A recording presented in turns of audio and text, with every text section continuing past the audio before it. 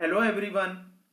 आज हम लोग लेक्चर नंबर 4 के बारे में बात करेंगे। तो इससे पहले हम लोगों ने लेक्चर नंबर 3 कवर किया था, जिसमें हम लोगों ने सेंसर्स के बारे में जाना था। मतलब कौन कौन से सेंसर्स होते हैं और हमारे एग्जाम में कौन कौन से सेंसर्स इंपॉर्टेंट हैं। और हमने डिटेल में पोटेंशियोमीटर के बारे में बात की थी, जिसमें हम लोगों ने लीनियर पोटेंशियोमीटर और एंगुलर पोटेंशियोमीटर के बारे में डिस्कशन किया था। आज हम लोग नेक्स्ट हमारे पास सेंसर आता है, जो बेहद ही इम्पोर्टेंट है। और आपको जैसे पता है कि ये सेंसर, आप इस सेंसर को काफ़ी जानते होंगे, क्योंकि आपने इसको स्ट्रेंथ ऑफ मटेरियल में कई बार आपने इसको पढ़ा होगा, तो वहाँ पे भी आपने स्टडी किया होगा। तो हम लोग बात करते हैं आज के जो सेंसर है हमारे पास है स्ट्रेन गेज। तो स्ट्रेन गेज की बात हम लोग यहाँ पे कर रहे हैं। तो ये एक ऐसा सेंसर है जिसका रेजिस्टेंस वेरी करता है अप्लाइड फोर्स से। ठीक है, इस चीज का ध्यान रखना। जिसका रेजिस्टेंस क्या करता है, वेरी करता है अप्लाइड फोर्स से। तो ये चीज कैसे करती है, इसी को हम लोग अभी प्रूफ के थ्रू देख लेंगे किस तरीके से ये वेरी करता है। दूसरा क्या है, दूसरा ये है कि इस पर जो भी फोर्स, प्रेशर, टेंशन या वेट कुछ भी लगता है, तो इस वजह से क्या होता है, ये जो चेंज आता है ना, ये जो फोर्स, प्रेशर, टेंशन का जो चेंज उस मटेरियल पे लगता है, तो ये इसको इलेक्ट्रिकल रेजिस्टेंस में क्या कर लेता है, मेजर कर लेता है। ठीक है, इसको क्या कर लेता है, इलेक्ट्रिकल रेजिस्टेंस में मेजर कर लेता है। उसके बाद क्या लिखा है, उसके बाद ये लिखा है कि जब हम एक्सटर्नल फोर्स को अप्लाइड करते हैं किसी स्टेशनरी ऑब्जेक्ट पे या एलिमेंट पे, तब स्ट्रेस और स्ट्रेन क्या होता है, वहां पे प्रोड्यूस होता है, वहां पे उसका रिजल्ट मिलता है। ठीक है, अब स्ट्रेन क्या हो सकता है, वो फोर्स की वजह से भी हो सकता है, प्रेशर की वजह से हो सकता है, मूवमेंट्स की वजह से हो सकता है, हीट की वजह से, स्ट्रक्चरल चेंज ऑफ मटेरियल, मतलब इन सबसे स्ट्रेन आ सकता है। इन सबसे स्ट्रेन आ सकता है। तो स्ट्रेन क्या होता है, स्ट्रेन हमारे पास होता है, ये रेशियो होता है जो हमारे पास चेंज इन डायमेंशन अपॉन जो हमारे पास ओरिजिनल डायमेंशन होती है, अगर मैं इंजीनियरिंग स्ट्रेन की बात करता हूँ। ठीक है, सॉरी, अगर मैं क्या करता हूँ भी यहाँ पे स्ट्रेन की बात करता हूँ, तो स्ट्रेन क्या है, सिंपली मेरे पास जो डायमेंशन में चेंज आ रहा है, अगर मैं उसको विद रेस्पेक्ट टू जो उसकी ओरिजिनल डायमेंशन थी, अगर मैं उससे रिलेट करना चाहूँ, तो भी मेरे पास क्या होता है, स्ट्रेन होता है। ठीक है, यहाँ पे हम लोग डील करेंगे इलास्टिक लिमिट की तक के लिए। ठीक है, हम लोग क्या करेंगे, विद इन इलास्टिक लिमिट यहाँ पे अपना स्टडी करने वाले हैं। With in elastic limit. ठीक है, तो विद इन इलास्टिक लिमिट याद करेंगे, मतलब क्या है कि यहाँ पे हमारा जो हुक्स लॉ है, जो हुक्स लॉ है, ठीक है, वो क्या होगा, यहाँ पे वैलिड होगा। हुक्स लॉ हमारा क्या होगा, यहाँ पे वैलिड होगा। यहाँ पे देख सकते हो कि आपके पास एक तरीके से क्या है, ये पाइप है। ठीक है, सिलेंड्रिकल पाइप है, और यहाँ पे आपने क्या लगा रखा है, ये स्ट्रेन गेज लगा रखा है। इस तरीके से स्ट्रेन गेज आप देख सकते हो, इस तरीके से होता है। ठीक है, इस तरीके से आप देख सकते हो इसको। उसी तरीके से आप देख सकते हो, ये भी क्या है, एक जगह इन्होंने स्ट्रेन गेज को यहाँ पे लगाया हुआ है। तो इस तरीके से आपको स्ट्रेन गेज देखने को मिल जाता है। ठीक है, अब देखो, स्ट्रेन गेज हम लोग क्या करते हैं, हम लोग वहां पे इसको अटैच कर लेते हैं। मतलब कैसे अटैच करते हैं, तो आपको पता है कि हम क्या कर देते हैं भी, इसको कोई एडेसिव की हेल्प से, एडेसिव की हेल्प से उस ऑब्जेक्ट पर हम लोग क्या कर देते हैं, इसको अटैच कर देते हैं। जहाँ पे हमें क्या करना है भी, यहाँ पे हमें उसकी चेंज के बारे में बात करनी है कि उसके डायमेंशन पे क्या चेंज आ रहा है। जैसे ही ऑब्जेक्ट क्या होगा, डिफॉर्म्ड होगा, तो जो फॉइल है, ठीक है, फॉइल भी क्या होगी, साथ में डिफॉर्म होगी। और जिसकी वजह से क्या होगा, हमारे पास इलेक्ट्रिकल रेजिस्टेंस में चेंज हमें देखने को मिलता है। जैसे मेरे पास एग्जांपल है, ये कैंटिलीवर बीम है। तो कैंटिलीवर बीम में देखो, आपने क्या किया है, एक स्ट्रेन गेज तो इसकी अपर साइड पे, एक स्ट्रेन गेज आपने क्या किया, इस स्पेसिमेन के अपर साइड पे लगा दिया, और एक स्ट्रेन गेज आपने क्या किया, इसकी नीचे की साइड पे लगा दिया, लोअर साइड पे लगा दिया। ठीक है, इस तरीके से आपको दिखता है। ठीक है, तो अब क्या होगा, जैसे ही आपने यहाँ पे फोर्स को इंट्रोड्यूस किया, जैसे ही आपने यहाँ पे क्या फोर्स लगाया, एक पॉइंट लोड लगाया, तो इसकी वजह से क्या हुआ, ये जो अपर वाला सेक्शन था, इसमें क्या हो रहा है, टेंसाइल टेंसाइल आने लगा, टेंशन आने लगा। और जो नीचे वाला था वो कैसे होने लग गया, कंप्रेस होने लग गया। तो यहाँ पे क्या होगा, यहाँ पे आप देखोगे कि यहाँ पे भी कुछ स्ट्रेन आएगा, और यहाँ पे भी हमारे पास कुछ स्ट्रेन आएगा। तो ये जो स्ट्रेन होगा, हमारे पास जो रेजिस्टेंस यहाँ पे आएगा, ठीक है, सपोज करो यहाँ पे रेजिस्टेंस R1 आ गया, यहाँ पे रेजिस्टेंस R2 आ गया। तो इस सिग्नल को हम लोग क्या करेंगे, वहां पे हम लोग रीड कर लेंगे, और इससे हमें पता लग जाएगा कि हमारे पास स्ट्रेन में कितना वेरिएशन आ रहा है। ठीक है, तो इस तरीके से देख सकते हो, टेंसाइल स्ट्रेन कब होगा, जब आप क्या करोगे, यहाँ पे टेंसाइल नेचर का फोर्स लगाओगे। जब टेंसाइल नेचर का फोर्स लगाओगे तो हमारे पास ये टेंसाइल स्ट्रेन आएगा। और ध्यान क्या रखना है, ध्यान ये रखना है कि टेंसाइल स्ट्रेन में हमारे पास जो रेजिस्टेंस है वो क्या होता है, इंक्रीज होता है। ठीक है। और अगर मैं कंप्रेसिव फोर्स लगाता हूँ, फिर कंप्रेसिव स्ट्रेन लगाता हूँ, कंप्रेसिव स्ट्रेन लगाता हूँ, तो उसमें क्या होगा, मेरे पास जो रेजिस्टेंस होता है वो क्या कर जाता है, यहाँ पे डिक्रीज कर जाता है। क्या कर जाता है, डिक्रीज कर जाता है। ठीक है। तो इस तरीके से आप देख सकते हो, जैसे ये मेरे पास क्या है, टेंशन का केस है, और ये मेरे पास क्या है, कंप्रेशन का केस है। ठीक है। तो टेंशन के केस में और कंप्रेशन के केस में आप देख सकते हो क्या कि जो एरिया है वो अब जब भी क्या होगा, भी एक्सपेंड होगा, तो एक्सपेंड होने से क्या होगा, जो एरिया है वो क्या हो जाएगा, वो और पतला होती चली जाएगी। जब एरिया पतला होगा तो यहाँ पे रेजिस्टेंस क्या हो जाता है, यहाँ पे इंक्रीज कर जाता है। ठीक है। जबकि मेरे पास क्या होगा, जैसे कि आपको दिखाई दे रहा है, ये जो एरिया है, ठीक है, ये हमारा क्या हो जाता है, एक्सटेंड हो जाता है। और यहाँ पे देखो एरिया क्या हो जाता है, मोटा हो जाता है, जिसकी वजह से रेजिस्टेंस क्या होती है, डिक्रीज हो जाती है। तो इतना सा आपको आइडिया रखना है। ठीक है। अभी कैसे होता है कि रेजिस्टेंस इंक्रीज हो रहा है टेंसाइल के केस में, रेजिस्टेंस डिक्रीज हो रहा है टेंसाइल के स्ट्रेन में, तो हम लोग थोड़ी सी बात कर लेते हैं इस पे भी। तो जैसा कि आप लोग जानते हो, अगर मैं हुक्स लॉ की बात करता हूँ, ठीक है, हुक्स लॉ की बात कर लेते हैं, तो हुक्स लॉ हमारा वैलिड होता है विद इन इलास्टिक लिमिट। तो हम लोग विद इन इलास्टिक लिमिट की बात करेंगे, विद इन इलास्टिक लिमिट। तो क्या होता है, हमारे पास जो भी स्ट्रेस लगता है वो हम लोग बोलते हैं डायरेक्टली प्रोपोर्शनल टू क्या होता है, जो स्ट्रेन आता है। ठीक है, यही हम लोग बात करते हैं। ठीक है। ठीक है, इतना हम लोग जानते हैं। ठीक। और यहाँ से मैं क्या लिख सकता हूँ, इस स्ट्रेन की वैल्यू जो लोड लग रहा है, अगर मैं उसको एरिया से डिवाइड कर देता हूँ, ठीक है, और ये हो जाएगा मेरे पास, अगर मैं इक्वल्स टू लगाऊंगा तो यहाँ पे हमारे पास क्या आता है, भी ई आता है, जिसको हम लोग यंग मॉडुलस बोल देते हैं, इलास्टिसिटी इनटू एप्सिलॉन। एप्सिलॉन क्या है, मेरे पास स्ट्रेन है, और स्ट्रेन को मैं लिख सकता हूँ change in length upon original length, मतलब डेल्टा एल अपॉन एल में लिख सकता हूँ इस चीज को। ठीक है। ठीक है, इस चीज को तो यहाँ से लिख सकते हैं। तो यहाँ से अगर मैं डेल्टा एल अपॉन एल लिखना चाहूँ तो मैं यहाँ से क्या लिख सकता हूँ, यहाँ से लिख सकता हूँ भी पी अपॉन ए ई होगा मेरे पास।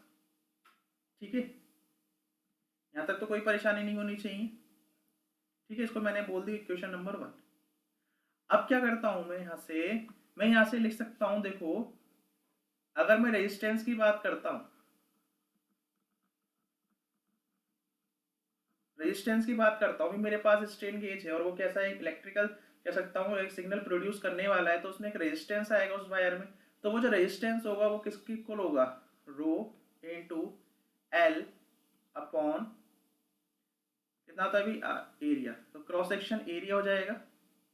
ठीक है, क्रॉस सेक्शन यहाँ से एरिया हो जाएगा। तो ये क्या भी मेरा है, जो वायर है, ये वायर का क्रॉस सेक्शन एरिया है। ये रेजिस्टिविटी है मेरे पास उस वायर की, ये रेजिस्टिविटी है वायर की, ना कि डेंसिटी। ठीक है।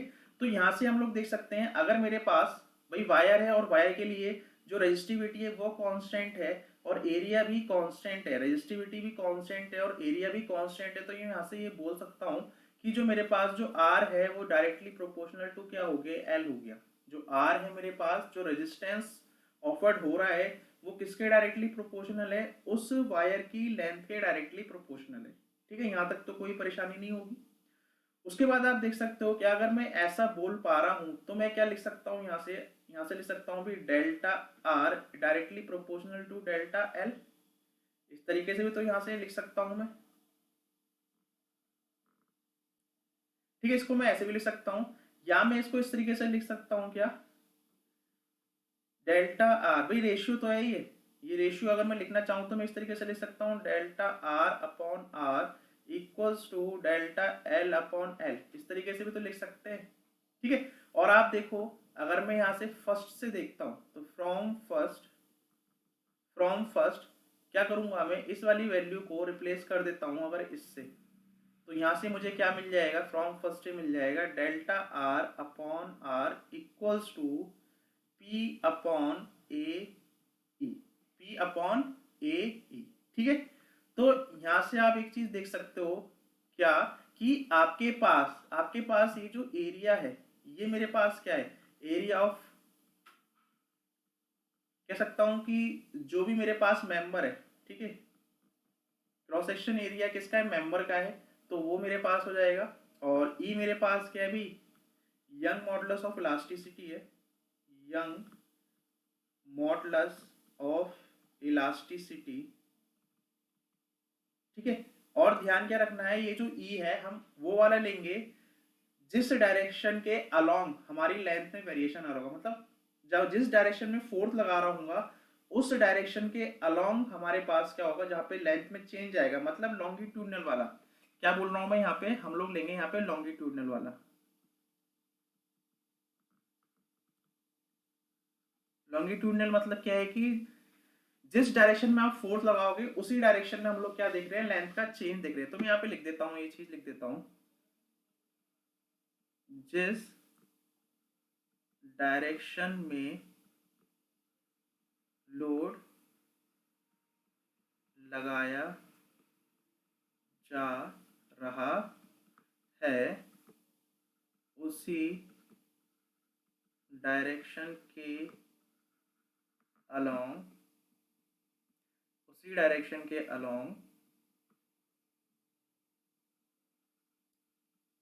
लेंथ या डायमेंशन का चेंज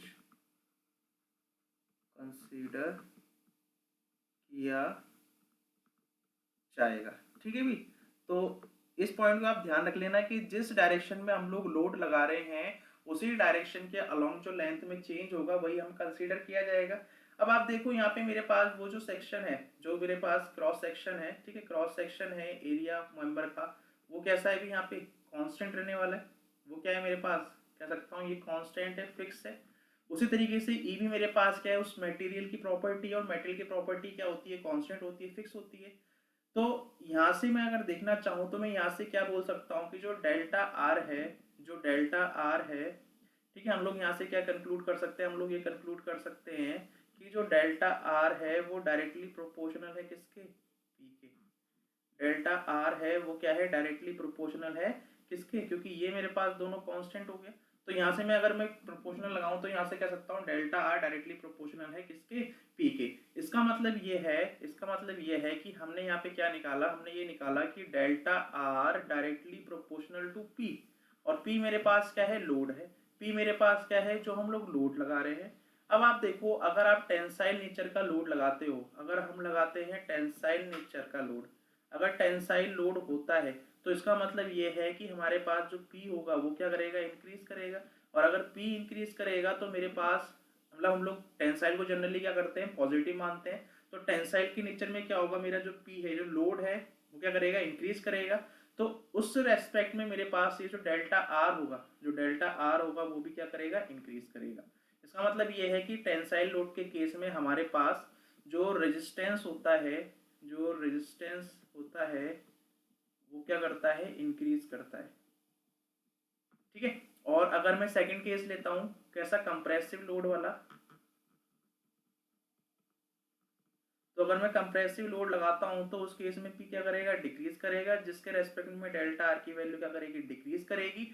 तो मैं यहां से कह सकता हूं कि हमारे पास क्या होगा, रेजिस्टेंस क्या करता है भी, कंप्रेसिव के केस में रेजिस्टेंस हमारे पास क्या करेगा, यहाँ पे डिक्रीज करेगा। ठीक है, तो ये आपको अब समझ में आ गया होगा कि रेजिस्टेंस किस तरीके से आपके पास क्या करता है, ये वेरी करता है, किस तरीके से रेजिस्टेंस आपका वेरी करता है। ठीक है, हम यहाँ से एक चीज और निकाल सकते हैं, एक प्रूफ और निकाल सकते हैं, यहाँ से एक इंपॉर्टेंट रिलेशन और निकाल लेते हैं। तो अभी हमने देखा था क्या, हमने ये देखा था कि जो आर है, जो मतलब रेजिस्टेंस है, वो क्या है, डायरेक्टली प्रोपोर्शनल है किसके, एल के, डायरेक्टली प्रोपोर्शनल है किसके, एल के। तो R is directly proportional to length, ये हमने निकाला था अभी थोड़ी देर पहले, R is equals to rho L upon A E निकाला था ना। ठीक है, और हम लोग अगर मैं बात करूं यहाँ पे कि डेल्टा आर, तो डेल्टा आर किसके प्रोपोर्शनल हो जाएगा, डेल्टा आर मेरे पास प्रोपोर्शनल हो जाएगा किसके, डेल्टा एल के। या मैं लिख सकता हूँ delta R upon R directly proportional to delta L upon L. या मैं यहाँ से लिख सकता हूँ delta R upon R directly proportional to क्या आ गया, ये स्ट्रेन आ गया। सही है, तो अगर मैं यहाँ से लिखना चाहूँ तो यहाँ से लिख सकता हूँ delta R directly proportional to R into epsilon. Epsilon मेरे पास क्या है, स्ट्रेन है। तो अगर मैं ये चीज़ सिंबल हटाना चाहूँ तो यहाँ से मेरे पास आ जाएगा डेल्टा आर, ठीक है, equals to G into R into epsilon. ठीक है, तो जहाँ पे ये मेरे पास जो जी है, ये जो जी है इसको हम लोग यहाँ पे बोल देते हैं स्ट्रेन गेज फैक्टर। क्या बोल देते हैं यहाँ से इस जी को, इस जी को हम लोग बोल देते हैं स्ट्रेन गेज फैक्टर। और जो इसकी वैल्यू होगी, इसकी जो वैल्यू होगी, इसकी वैल्यू होती है 2 से लेके हम लोग 4 mm तक जनरली कंसीडर करते हैं। तो ये मेरे पास क्या है, जी है। तो इस जी के बारे में बात कर लेते हैं। ये जो है मेरे पास जब हमने प्रोपोर्शनल लिमिट लगाई तो एक कांस्टेंट आया, इसको हम लोग बोल देते हैं गॉज कांस्टेंट, गॉज या गेज, गेज कांस्टेंट, जिसकी जो वैल्यू होती है वो जनरली 2 to 4 तक वेरी करती है। तो हम लोग क्या करते हैं, इसकी वैल्यू को इतना कंसीडर यहाँ पे कर सकते हैं। ठीक है, ठीक है। तो यहाँ तक हमारी सारी बातें क्लियर हो गई होंगी यहाँ तक। तो हमने यहाँ से दो चीजें फाइंड की। हमने जो फाइंडिंग की है, यहाँ से हमने दो फाइंडिंग करी। फाइंडिंग क्या है हमारी, भी फाइंडिंग हमारी है, सबसे पहली फाइंडिंग तो ये है कि मेरे पास जो चेंज इन रेजिस्टेंस है वो directly proportional to the load applied. Second मेरे पास फाइंडिंग ये है कि हमने निकाला कि जो चेंज इन रेजिस्टेंस है वो directly proportional, change in resistance upon R वो डायरेक्टली प्रोपोर्शनल टू किसके, स्ट्रेन के है। ठीक है। और हमारे पास जो थर्ड फाइंडिंग आई, थर्ड फाइंडिंग ये है कि delta R upon R equals to G into epsilon है। ठीक है। और फोर्थ फाइंडिंग हमने ये की, जो जी की वैल्यू है वो मेरे पास कितनी होती है, 2 से लेके 4 तक वेरी करती है। और फिफ्थ जो इम्पोर्टेंट है, हम लोग यहाँ पे क्या लेके चल रहे हैं, हम लोग लॉन्गिट्यूडनल डायरेक्शन को यहाँ पे कंसीडर कर रहे हैं। लॉन्गिट्यूडनल डायरेक्शन को हम लोग क्या कर रहे हैं, यहाँ पे लेके चल रहे हैं। तो ये सारी की सारी बातें हमारे पास इस स्ट्रेन गेज से, ये सारी की सारी बातें हमारे पास क्या है, इस स्ट्रेन गेज से हैं। ठीक है। तो अब आप क्या कर सकते हो, कोई भी क्वेश्चन बनता है तो आप यहाँ से सारी चीजें आप फाइंड कर सकते हो। तो हम लोगों ने इतनी यहाँ से फाइंडिंग की। ठीक है। तो ये बात हमारे पास किसकी हो गई है, हमारे पास स्ट्रेन गेज की हो गई। तो स्ट्रेन गेज का हम लोग देख लिया किस तरीके से यहाँ पे वेरिएशन होता है। अब जो नेक्स्ट आता है हमारे पास, क्या आता है, व्हीट स्टोन ब्रिज आता है। क्या आता है मेरे पास, नेक्स्ट जो आता है टॉपिक है हमारा व्हीट स्टोन ब्रिज। तो व्हीट स्टोन ब्रिज की हेल्प से हम लोग क्या कर पाते हैं, यहाँ पे स्ट्रेन को कैलकुलेट कर पाते हैं। तो देखो ये क्या है, एक तरीके से इलेक्ट्रॉनिक सर्किट है, एक तरीके से हमारे पास के इलेक्ट्रॉनिक सर्किट है। आपको सर्किट की फॉर्म में दिखाई दे रहा होगा, आप कब से पढ़ रहे होगे इसका, है ना, 11-12 जब भी पढ़ा होगा आपने, इलेक्ट्रिसिटी के बारे में पढ़ा होगा, तो इसके बारे में जरूर जाना होगा। ठीक है। तो जहाँ पे क्या होता है, हमारे पास जो रेजिस्टेंस है चाहे वो कितना भी छोटा हो, माइन्यूट से माइन्यूट रेजिस्टेंस को क्या कर सकता है, ये डिटेक्ट कर सकता है। और ये क्या करता है, यूज करते हैं हम लोग resistance change of a strain gauge. तो जो भी रेजिस्टेंस चेंज आता है स्ट्रेन गेज में, हम लोग क्या करते हैं, उसको मेजर करने के लिए इसका यूज करते हैं। ठीक है, पहली बात तो यहाँ से क्लियर होगी। सेकेंड बात यह है कि इसमें क्या होता है, हम क्या करते हैं कि जो भी मेरा एक रेजिस्टेंस है, ठीक है, ये भी मेरे पास क्या है, इसमें से देखो 4 रेजिस्टेंस है। इन 4 रेजिस्टेंस में से हम लोग क्या करते हैं, एक स्ट्रेन को, एक कह सकता हूँ रेजिस्टेंस को स्ट्रेन गेज के साथ अटैच कर देते हैं। जैसे सपोज करो कि यहाँ पे हमें क्या दिख रहा है, जैसे ये 4 रेजिस्टेंस आपको दिखाई दे रहे हैं, ये 4 रेजिस्टेंस हमें दिखाई दे रहे हैं। और मैंने क्या किया, एक रेजिस्टेंस को, जैसे कि आपको फिगर में दिखाई दे रहा है, आपने एक रेजिस्टेंस की जगह क्या लगा दिया, स्ट्रेन गेज के साथ अटैच कर दिया। ठीक है। अब क्या होगा यहाँ पे, अब क्या होगा यहाँ पे, अगर यहाँ पे स्मॉल चेंज होता है रेजिस्टेंस इस गेज में, तो हमें क्या मिलेगा, कुछ आउटपुट मिलता है, वहां पे हमें क्या मिलता है, कुछ आउटपुट मिलेगा। ठीक है, जिसको हम लोग क्या कर सकते हैं, यहाँ पे वेरिएशन देख सकते हैं। ठीक है। और ये देखो, ये हमारे पास क्या है, भी एक्सटर्नल वोल्टेज सप्लाई हो रही है, और ये हमारे पास क्या है, यहाँ पे सर्किट है V0 का। ठीक है। तो इस तरीके से है, तो आप देख सकते हो ये आपका ऑब्जेक्ट है, ये ऑब्जेक्ट है, और यहाँ पे आपने क्या लगा दिया कि स्ट्रेन गेज लगा दिया। और ये वाला स्ट्रेन गेज कैसे अटैच है, ये वाला स्ट्रेन गेज आपका इस वाले सर्किट से अटैच है। तो अब हल्का सा भी इसमें वेरिएशन होगा, जब इसमें वेरिएशन होगा हमारे पास इस लोड की वजह से, तो इसका रेजिस्टेंस वेरी करेगा। और जैसे ही इसका रेजिस्टेंस वेरी करेगा तो मुझे उसके अक्रॉस क्या मिल जाएगा, मुझे उसके अक्रॉस क्या मिल जाएगा, यहाँ पे वोल्टेज मिल जाएगा, वोल्टेज आउटपुट में मिल जाएगा। इसको हम लोग क्या कर लेंगे, कैलकुलेट कर लेंगे, और हमें पता लग जाएगा कि कितना उसकी लेंथ में वेरिएशन आया है। ठीक है। तो इस तरीके से व्हीट स्टोन ब्रिज क्या करता है, वर्क करता है। अब आप लोग जानते हो, अगर व्हीट स्टोन ब्रिज है तो हमने क्या किया, अभी जिस ऑब्जेक्ट की हमें क्या करनी है भी डायमेंशन को मेजर करना है कि वहाँ पे कितना चेंज आ रहा है, तो हमने क्या कर दिया, वहाँ पे स्ट्रेन गेज लगा दिया। अब देखो अगर ये वीट स्टोन ब्रिज है, सपोज करो ये मेरे पास क्या है, वी सप्लाइड है जो आउटसाइड से आ रही है, और यहाँ पे क्या मिल रहा है, ये जो टर्मिनल है, ये जो टर्मिनल है, ठीक है, इसको पॉइंट दे नाम देता हूँ, इसको ए बोल देते हैं, इसको बी बोल देते हैं, इसको सी बोल देते हैं, इसको डी बोल देते हैं, ठीक है। तो ये वोल्टेज अक्रॉस क्या हो जाएगा, वी बी डी हो जाएगा, ठीक है। अब क्या है कि फॉर व्हीट स्टोन ब्रिज के लिए, तो व्हीट स्टोन ब्रिज के लिए हमारे पास याद होगा, अगर ये बैलेंस्ड कंडीशन के लिए है ना, for balanced condition in wheat stone bridge, तो अगर बैलेंस कंडीशन है व्हीट स्टोन ब्रिज की, तो उस केस में हम लोग क्या लिखते हैं, हम लोग लिखते हैं कि जो भी रेजिस्टेंस का जो रेशियो है वो क्या हो जाएगा, इक्वल हो जाता है। तो मैं यहाँ पे लिख सकता हूँ क्या, R1/R3 इक्वल्स टू R2 ये हमारे पास क्या है, लेट इट बी RX, ठीक है, ये RX हो जाएगा अपॉन RX, ठीक है। इस तरीके से मैं लिख सकता हूँ इस चीज को, इस तरीके से हम लोग लिख सकते हैं। तो यहाँ से हम लोग क्या निकाल सकते हैं, तो हम लोग क्या लिख सकता हूँ मैं इसको, RX कितना हो जाएगा हमारे पास, ठीक है, हमारे पास RX कितना हो जाएगा, RX equals to R2 into R3/R1, इस तरीके से मैं इसको लिख सकता हूँ। अब देखो आपको कि यहाँ पे क्या होगा, यहाँ पे हमें क्या पता होगा, ठीक है, हियर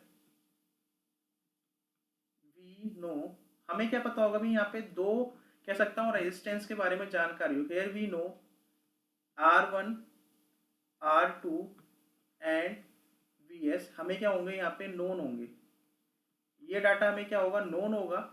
हमारे पास जो R3 है, R3 क्या होगा मेरे पास यहाँ पे वेरिएबल होगा, R3 क्या होगा, एक वेरिएबल होगा, जिस वेरिएबल की वजह से हमारे पास क्या होगा, इस RX की वैल्यू क्या हमें मिलेगी, यहाँ पे RX की वैल्यू हमें मिलती रहेगी।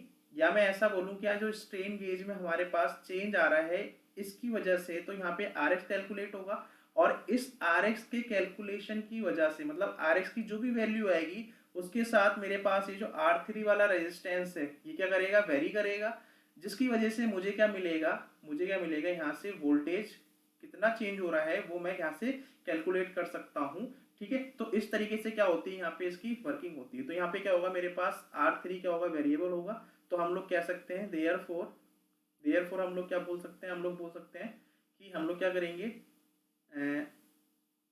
R3 हमारे पास क्या कर रहा है, वेरी कर रहा है, तो हम लोग क्या कर सकते हैं भी, output voltage is calculated by using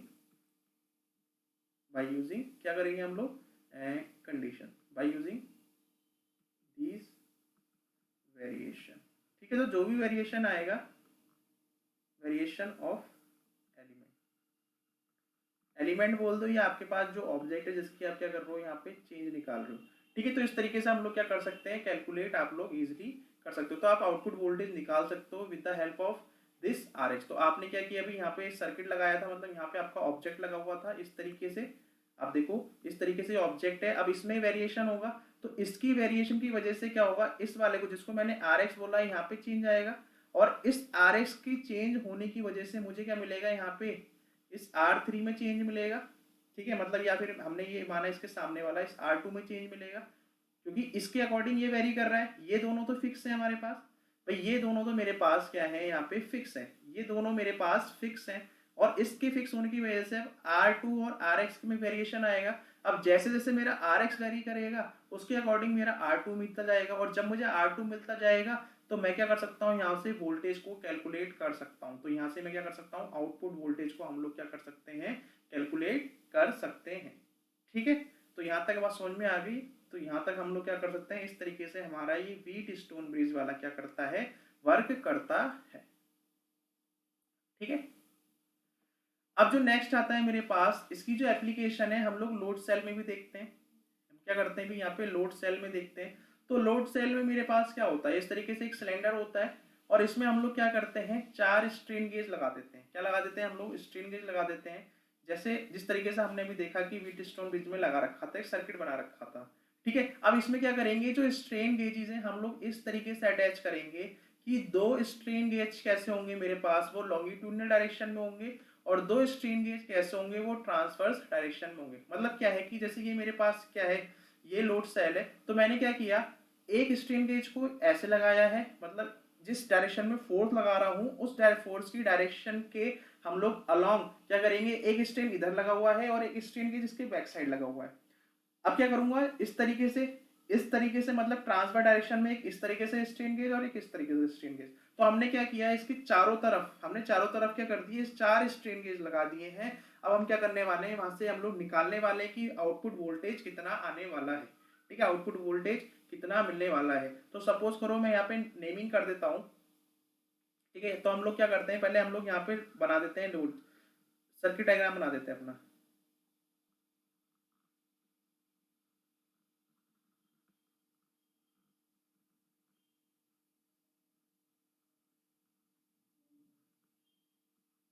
ठीक है, इस तरीके से हम लोग सर्किट डायग्राम बना देते हैं। तो ये मेरे पास क्या है, वी एस हो जाएगा जो सप्लाई वोल्टेज है, ठीक है। और इसके across let it be V naught कर देते हैं, ठीक। अब हम लोग यहाँ पे नाम कर देते हैं भी, यहाँ पे इसको मैं R1 बोल देता हूँ, R1, R2, R3, R4, इस तरीके से मैं बोल देता हूँ, ठीक।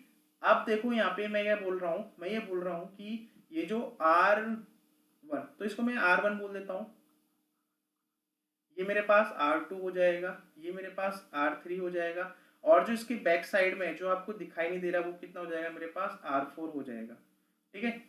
तो R1, R2, R3, R4, तो मैं यहाँ पे लिख देता हूँ, मैं ये लिख देता हूँ कि हमारे पास जो R1 है, जो R1 है हमारे पास R1 एंड R3, तो ये हमारे पास क्या होगा भी, ये कौन सा लोड झेल रहे होंगे, ये हमारे पास ट्रांसवर्स लोड लेंगे। कैसे लेंगे भी, ट्रांसवर्स डायरेक्शन में है, ट्रांसवर्स डायरेक्शन में है। और मेरे पास जो R2 एंड R4 है वो कैसी डायरेक्शन में है, वो हमारे पास लॉन्गिट्यूडनल डायरेक्शन में, ठीक है। ये हमारे पास हो जाएगा लॉन्गिट्यूडनल डायरेक्शन में हो जाएगा। यहाँ तक बात तो क्लियर है, आपको कोई दिक्कत नहीं आनी चाहिए, ठीक है।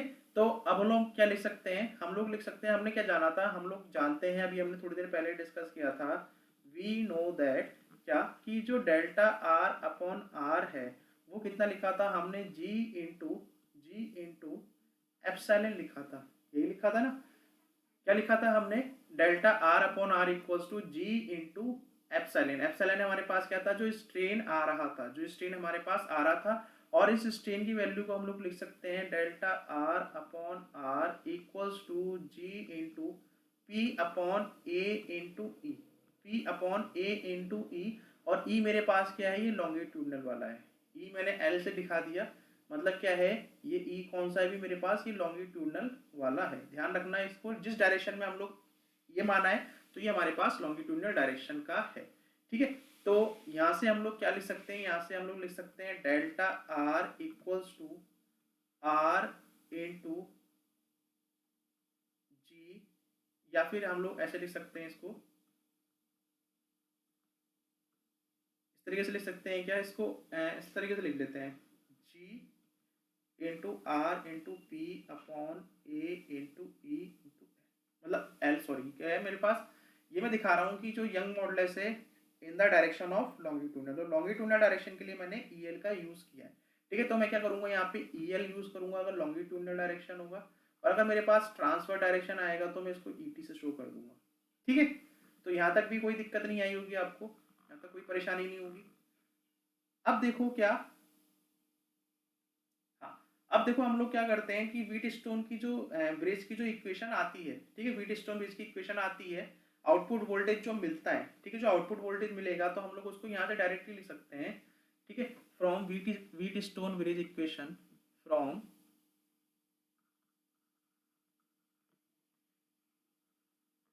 Wheat stone bridge equation,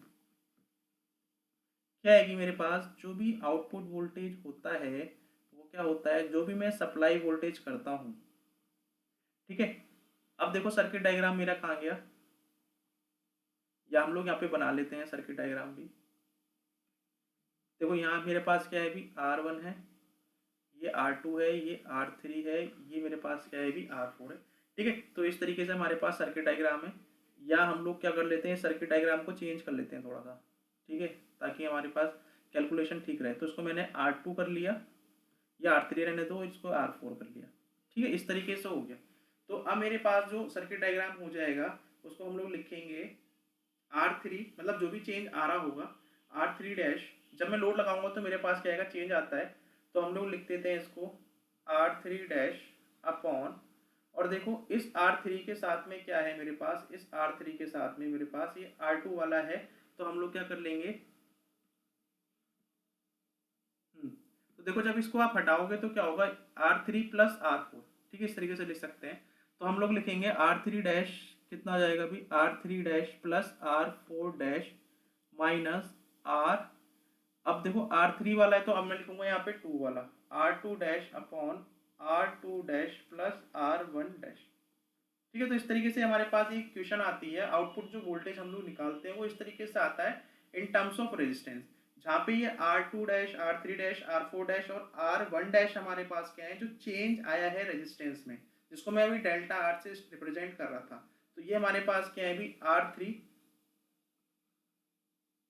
R3 dash का मतलब क्या है मेरे पास, R3 डैश का मतलब है R3 plus delta R3।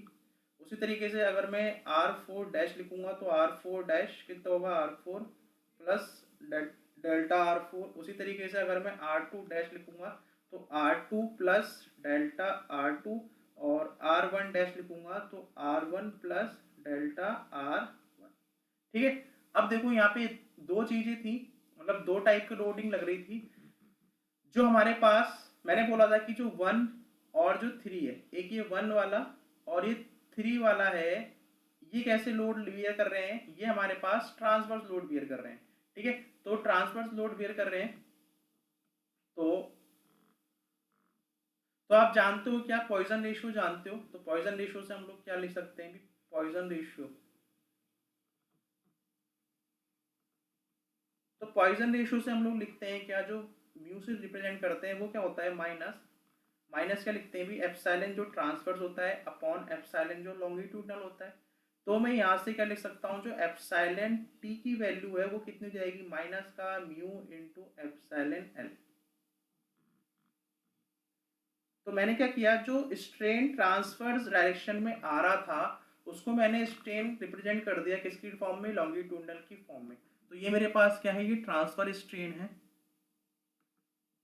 Transverse strain, और ये मेरे पास क्या है, लॉन्गिट्यूडनल स्ट्रेन।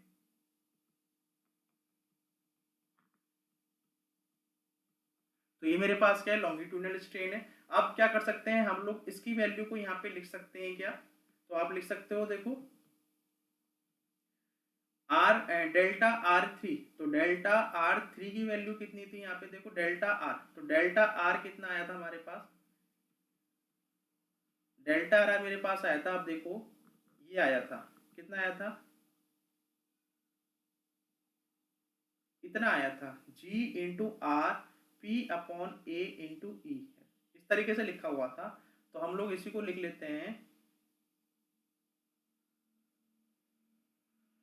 इसको मैं लिख सकता हूँ, देखो इसको थोड़ा सा और कर लेते हैं, इसको लिख लेते हैं R into G P upon A E, ठीक है। और मैंने क्या बोल दिया कि ये जो है G P where, G P upon A E को मैंने कांस्टेंट मान लिया, लेटेट्यूड की, ये क्या है, एनी कांस्टेंट है, कांस्टेंट भी नहीं है, जस्ट मैंने क्या किया, इसको डिनोट किया, रिप्रेजेंटेशन किया है, कि हमने क्या मान लिया कि ये हमने लेट किया है, ठीक है। हमने सिर्फ इसको माना है कि ये के बराबर है, लेट माना है, ठीक है। तो हमने मान लिया, तो हमारे पास जो डेल्टा आर हो गया वो डेल्टा आर कितना हो गया, यहाँ से आर इंटू के हो गया, डेल्टा आर कितना हो गया, आर इंटू के हो गया, ठीक है। अब क्या होगा यहाँ पे, देखो ई तो मेरे पास क्या है, ये जो लोड है ये कौन सा लोड है हमारे पास, ये मतलब ये जो स्ट्रेन आ रहा है ये कौन सा स्ट्रेन है, ये हमारे पास हमेशा लॉन्गिट्यूडनल वाला स्ट्रेन होगा।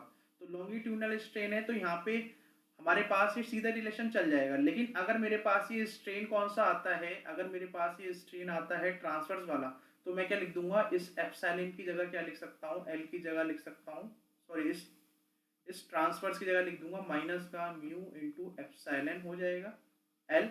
और मेरे पास क्या जाएगा, बस यहाँ पे चेंज आ जाएगा और वो कितना आ जाएगा, यहाँ पे सिर्फ म्यू और आ जाएगा माइनस का, ठीक है, म्यू और आ जाएगा यहाँ माइनस का।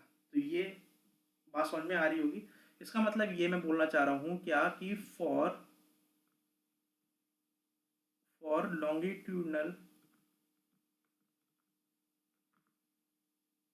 लॉन्गिट्यूडनल डायरेक्शन, हमारे पास लॉन्गिट्यूडनल डायरेक्शन के लिए डेल्टा आर की वैल्यू वो तो मैं एज इट इज उतार दूंगा, क्या R into K, R into के,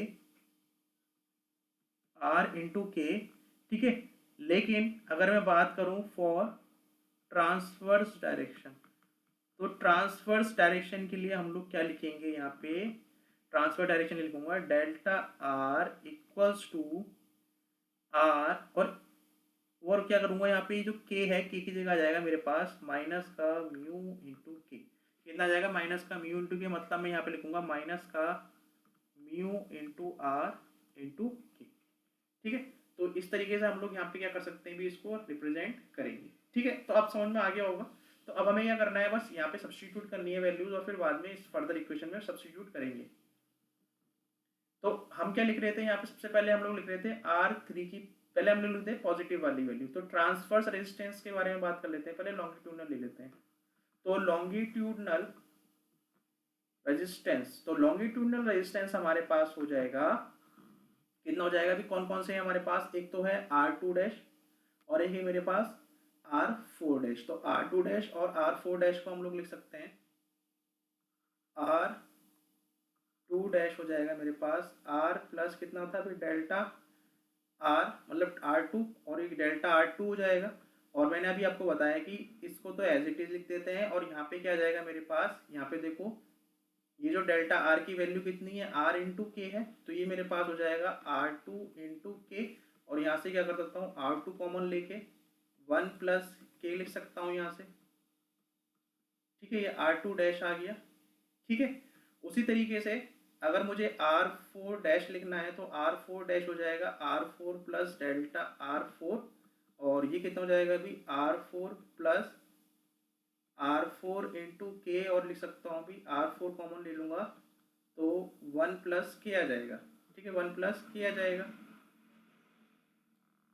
उसी तरीके से हमारे पास क्या है भी, ट्रांसवर्स रेजिस्टेंस भी है। तो ट्रांसवर्स रेजिस्टेंस भी तो है हमारे पास, तो उसको भी लिख लेते हैं यहाँ पे फटाफट। तो R1 डैश लिखना है तो R1 डैश लिखूंगा R1 प्लस डेल्टा R1, और ट्रांसवर्स के केस में हमारे पास हो जाएगा R1 प्लस माइनस का म्यू इंटू R1 इंटू के हो जाएगा। तो यहाँ से R1 कॉमन लूंगा तो यह जाएगा 1 माइनस का म्यू इंटू के। उसी तरीके से अगर R3 डैश लिखना चाहूँगा तो R3 प्लस डेल्टा R3, और यहाँ से आ जाएगा R3 प्लस वही माइनस का म्यू R3 इंटू के। तो यहाँ से लिख सकता हूँ भी R3 कॉमन लूँगा तो ये कितना हो जाएगा अभी 1 माइनस का म्यू इंटू के, ठीक है। हमने क्या किया है, ये सारी वैल्यूज़ अब हमने निकाल ली। अब हमने जैसे ये सारी वैल्यूज़ निकाल ली तो अब हमें क्या करना है, सब्स्टिट्यूट करना है अपने बड़ी वाली इक्वेशन में। तो from output voltage, from output voltage कितना आया था अभी, V0 इक्वल्स टू VS, कितना लिखा था हमने, यहाँ लिखा था R3 dash upon R3 dash plus R4 dash minus का R1 dash, sorry R2 dash plus R1 dash, ठीक है। तो यहाँ पे वैल्यू पुट करते हैं तो VS, R3 डैश की वैल्यू कितनी है, R3 1 माइनस का म्यू के upon R3 dash plus R4 dash. तो R4 डैश तो ये है और R3 डैश ये है, तो यहाँ पे लिख सकते हैं भी R3 1 माइनस का म्यू के प्लस R4 1 प्लस के माइनस माइनस R2 डैश कितना है यहाँ से, R2 डैश है भी R2 1 प्लस के अपॉन R2 डैश है R2 1 प्लस के प्लस ये कितना हो जाएगा मेरे पास, R1 कितना है भी, R1 1 माइनस म्यू इंटू के, ब्रैकेट क्लोज। ठीक है, तो ये हमारे पास आ गया। अब हम कुछ कंडीशन लगा देते हैं। If R1 equals to R2 equals to R3 equals to R4 equals to R, क्या बोला कि हमने सारे के सारे जो R थे वो बराबर कर दिए। ठीक है, वो बराबर कर दिए, तो जैसे ही मैंने सारे के सारे R ये बराबर किए हैं तो हमें क्या मिलेगा, तो हमें मिल जाएगा भी, बैक में जाते हैं तो देखो जैसे ही मैंने ये सब R बराबर किए तो R बराबर करने से क्या होगा, ये सारे के सारे मतलब इस तरीके से लिख सकता हूँ, चलो एक स्टेप और लिख देते हैं, कोई परेशानी नहीं है। तो V नॉट आ जाएगा मेरे पास, V सप्लाई R1 कितना था भी हमारे पास, R3 वाला था, तो R3 वाला है 1 माइनस म्यू के अपॉन, तो मैंने R कॉमन ले लिया क्योंकि R3 और R4 बराबर हो गए। अब जब R3 और R4 बराबर हो गए तो 1 माइनस म्यू के प्लस 1 माइनस म्यू के प्लस 1 प्लस के, इस तरीके से लिख सकता हूँ। माइनस यहाँ R कॉमन आया था 1 प्लस के अपॉन R, फिर यहाँ क्या लिखूंगा, यहाँ भी ये लिखूंगा 1 प्लस के प्लस 1 प्लस के प्लस 1 माइनस म्यू के, इस तरीके से लिख सकते हैं, इस तरीके से लिख सकते हैं। तो ये R से R तो कैंसिल आउट हो जाएगा, R से R कैंसिल आउट हो गया। तो अब मैं क्या करता हूँ, देखो ये 1 और 1 2 हो जाएगा, तो इसको लिख सकते हैं थोड़ा सा और, 1 माइनस म्यू के अपॉन ये हो जाएगा भी 2, हम क्या कर लेते हैं यहाँ से प्लस के को कॉमन ले लेता हूँ तो 1 माइनस म्यू हो जाएगा, उसी तरीके से माइनस 1 प्लस के अपॉन 2 प्लस के को कॉमन ले लेता हूँ तो 1 माइनस म्यू हो जाएगा। ठीक है, तो V नॉट कितना होगा यहाँ पे, V नॉट हो जाएगा VS, आप एलसीएम ले लो, तो एलसीएम लूंगा तो कितना जाएगा नीचे 2 प्लस के 1 माइनस म्यू, और ये कितना हो जाएगा 1 माइनस म्यू के माइनस का 1 माइनस का के, तो ये कट जाएगा, कैंसिल आउट हो जाएगा। तो यहाँ से हमारे पास क्या आएगा, यहाँ से हमारे पास आ जाएगा भी, यहाँ से हमारे पास आ जाएगा V naught equals to VS, और अगर मैं यहाँ से क्या करता हूँ अभी माइनस साइन कॉमन ले लेता हूँ, माइनस साइन कॉमन लिया तो कितना लिखूंगा के 1 प्लस म्यू, ठीक है 1 प्लस म्यू अपॉन 2 प्लस के 1 माइनस म्यू। तो कुछ इस तरीके से मेरे पास रिलेशन आ गया, कुछ इस तरीके से मेरे पास क्या आ गया, रिलेशन आ गया। तो अब हमें क्या करना है यहाँ पे, ठीक है, और यहाँ पे ये के है, ये के की वैल्यू क्या है हमारे पास, वेयर के हमने कितना माना था अभी, G into P upon A into ई, हमने ये के को माना था। ठीक है, अब जनरली क्या होता है,